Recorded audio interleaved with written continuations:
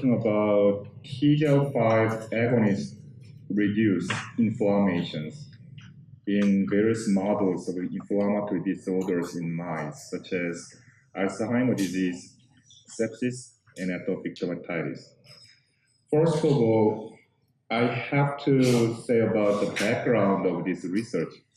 So actually it took more than 15 years, and we found the molecule about 15 years ago, and now in case of atopic dermatitis is on the clinical trial. So first of all, I needed to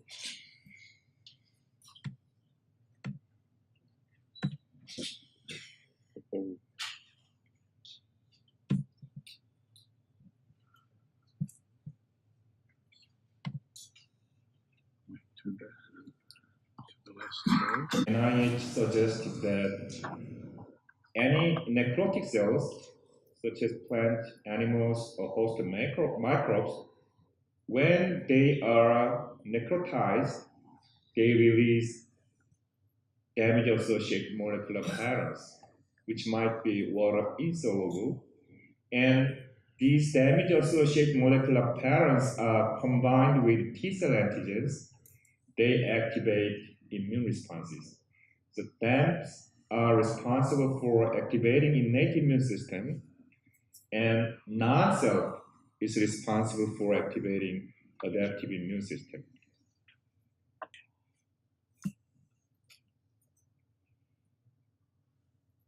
Damage-associated molecular patterns are recognized by innate immune cells, and our question was how innate immune cells recognize such a various kind of damage-associated molecular patterns with limited number of receptors.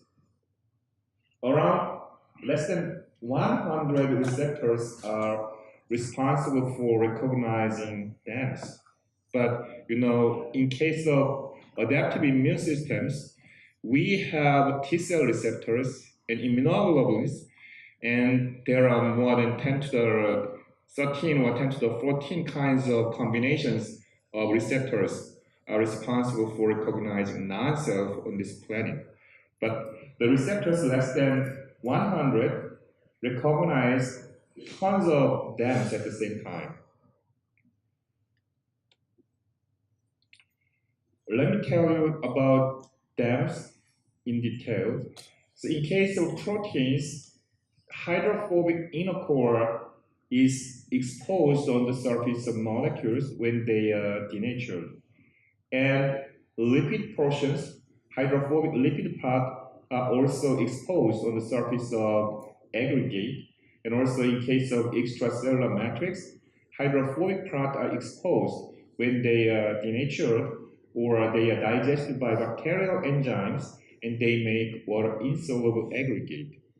So this kind of aggregate are responsible for initiation of innate immune systems.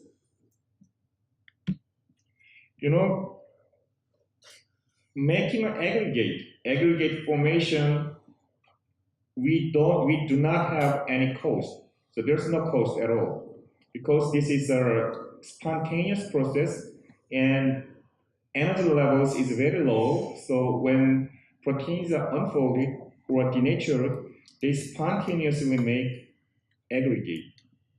And if it happens in a tissue such as brain, amyloid beta, in case of Alzheimer's disease, they are going to make very stresses on the brain tissues and eventually causes inflammations.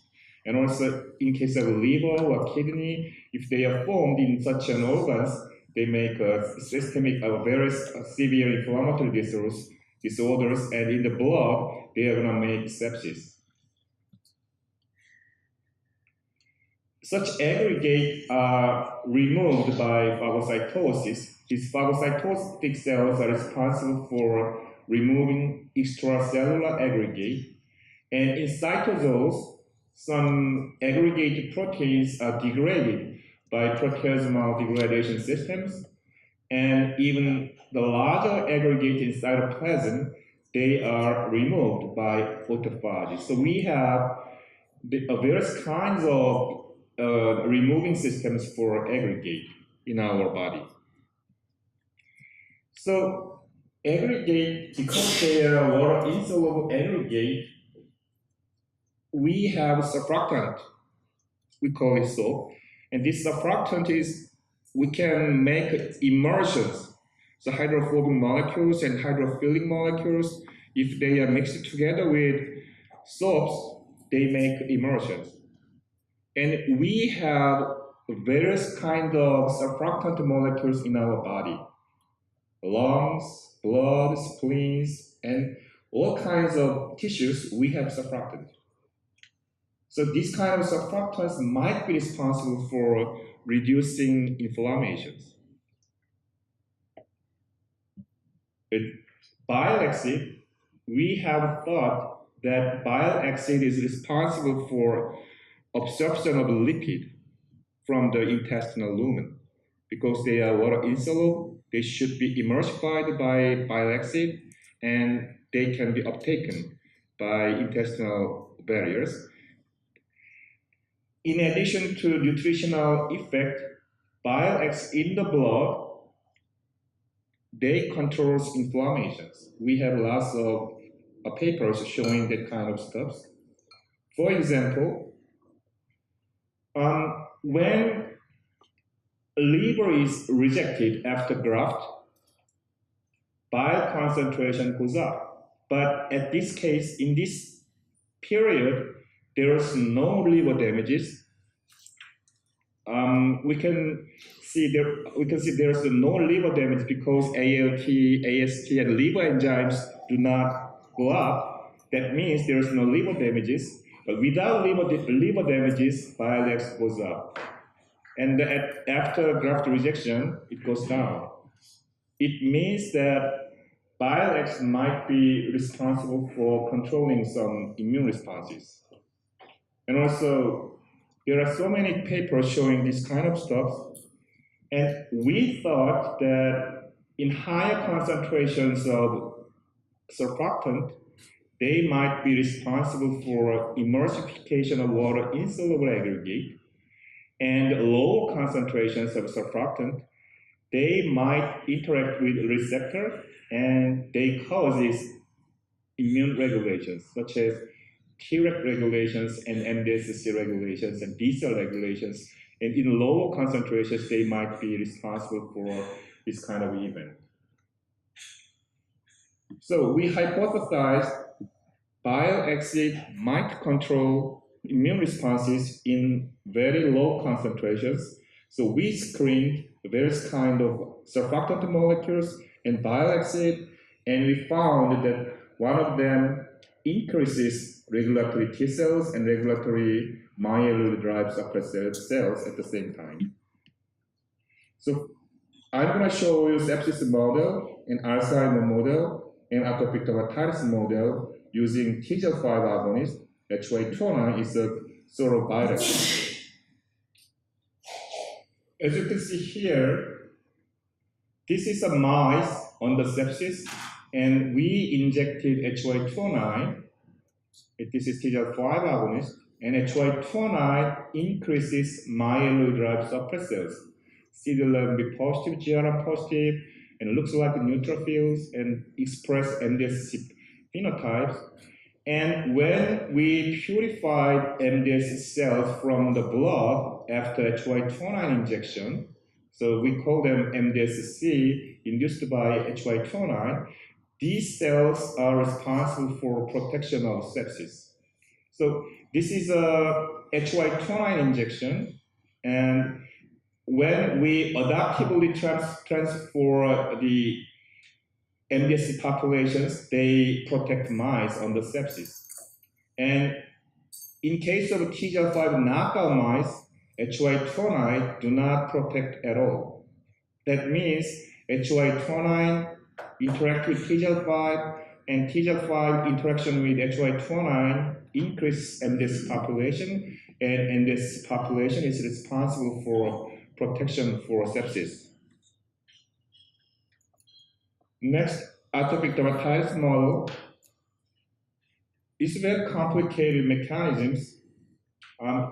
bacteria and environmental allergens are responsible for inducing various inflammatory pathways in the skin, and it also causes tissue damages in the skin. So we made atopic dermatitis model using DNCB. This is just a sham control. And when you treat DNCB on the back of the mice, it causes atopic dermatitis.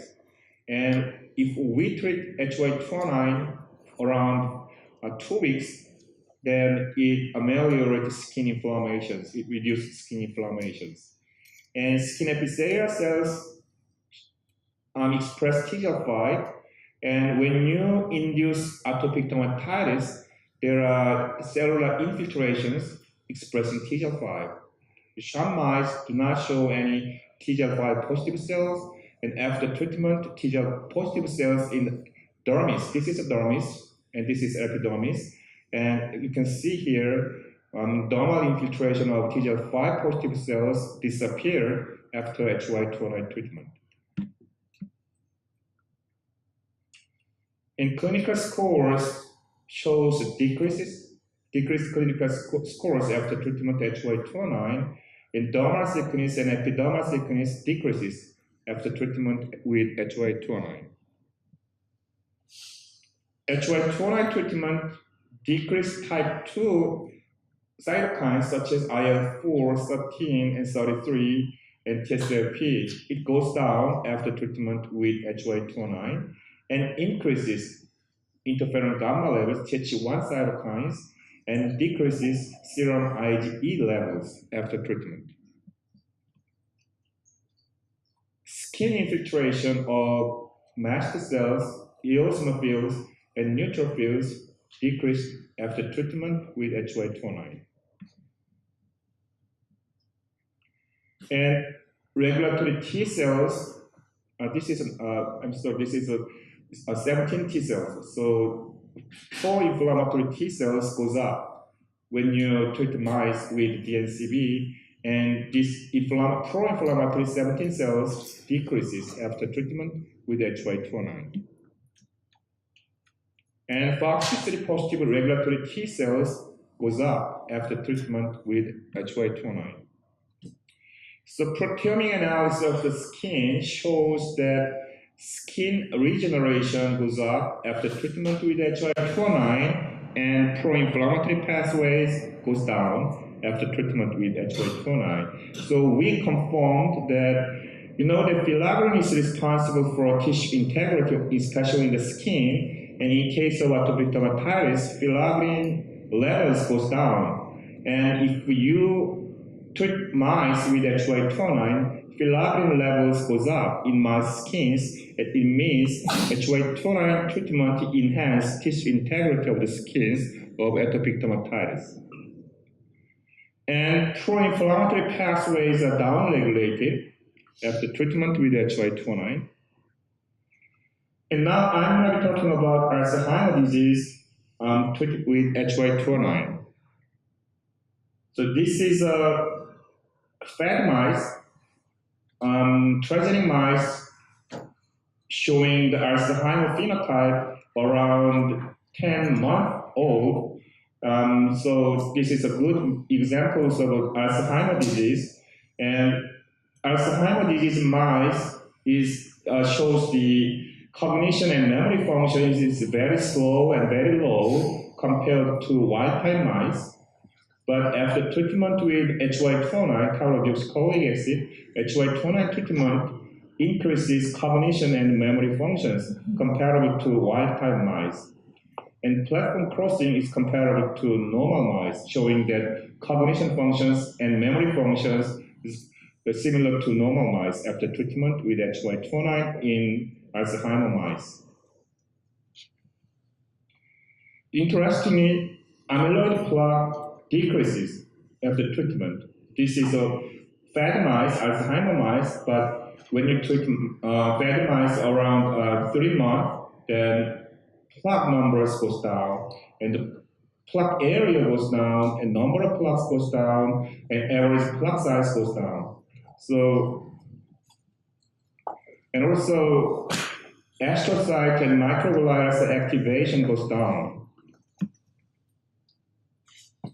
So we try to find out why the amyloid plaque, the number of amyloid plaque goes down. So based on proteomic analysis, we found that lots of phagocytic receptors on microviruses in astrocytes, such as FPL2 and CD36, these kind of scavenger receptors were upregulated by treatment of HY2. So these findings suggest that scavenger receptors might be responsible for phagocytosing the amyloid betas in the brain of Alzheimer's disease mice.